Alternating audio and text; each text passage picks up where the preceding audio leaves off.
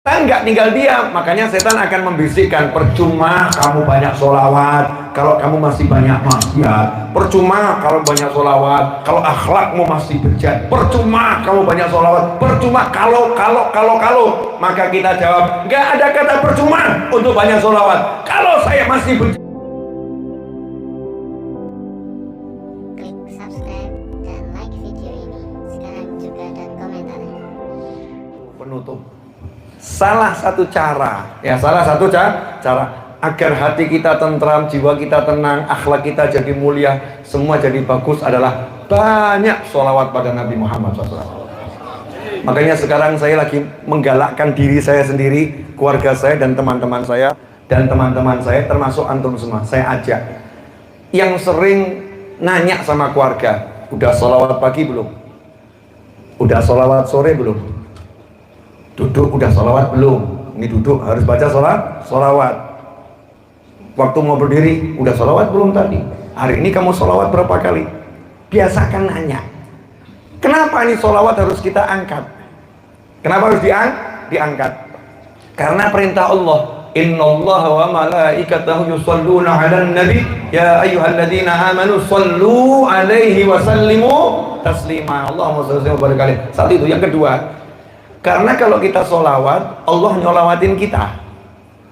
Jadi Allah tuh menyolawatin kita dengan syarat kalau kita mau menyolawati Nabi Muhammad SAW. Nah kalau kita udah disolawatin Allah, selesai, diampuni, diangkat, dirahmati, dikaruniai dan lain sebagainya. Kemudian yang ketiga, karena kalau kita nggak sholawat diancam, ngeri ancamannya. Iya. Nih, ancaman Nabi itu halus SAW, tapi halus nonjok. Riwayat Ibnu Majah, qala sallallahu atau kama qala sallallahu, man nasiya sholata alayya khati'atu riqal jannah. Siapa yang lupa, siapa yang malas, siapa yang enggan, siapa yang sedikit bersolawat kepadaku, khati'ah, salah, thariqal jannah, jalan surganya. Paham maksudnya?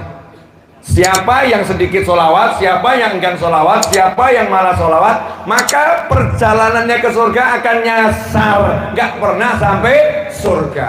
Ngeri atau nggak ngeri? Sholatnya sholat, tapi kalau sedikit sholawat nggak nyampe ke surga. Kok bisa? Iya, nanti hatinya akan kotor, dia akan bangga dengan sholatnya, ujub, merendahkan orang, sombong dengan sholatnya. Sodakohnya sodakoh, tapi kalau sedikit sholawat, dia akan sombong dengan sedekahnya, dia akan mengundat-undat sedekahnya, hancur pahala sedekahnya. Sholawat akan buat orang jadi mulia. Rasul bersabda SAW, sesungguhnya di antara kalian semua yang paling dekat dengan aku adalah yang paling banyak sholawat. Sehingga kalau kita belum mulia karena banyak sholawat, Allah akan jadikan kita mulia. Kenapa? Karena kita akan didekatkan dengan Nabi Muhammad SAW. Contoh, ada satu pesta, pakaiannya udah ditetapkan. Datang satu orang, ternyata pakaiannya nggak sesuai. Tapi yang punya rumah bilang orang itu harus masuk ke sini, maka panitia akan carikan pakaian. Betul? Udah, kamu pakai punya saya deh, penting kamu masuk. Kalau kita ini akhlak belum bagus, perbuatan belum bagus, kita banyak sholawat, Rasul udah berjanji SAW, siapa yang paling dekat denganku adalah yang paling mulia akhlaknya. Hadits yang lain, yang paling dekat denganku adalah yang paling banyak sholawat. Maka orang-orang yang akhlaknya belum mulia, kalau dia banyak sholawat, Allah akan jadikan akhlaknya mulia. Allah yang akan jadikan. Jadi lebih hebat lagi.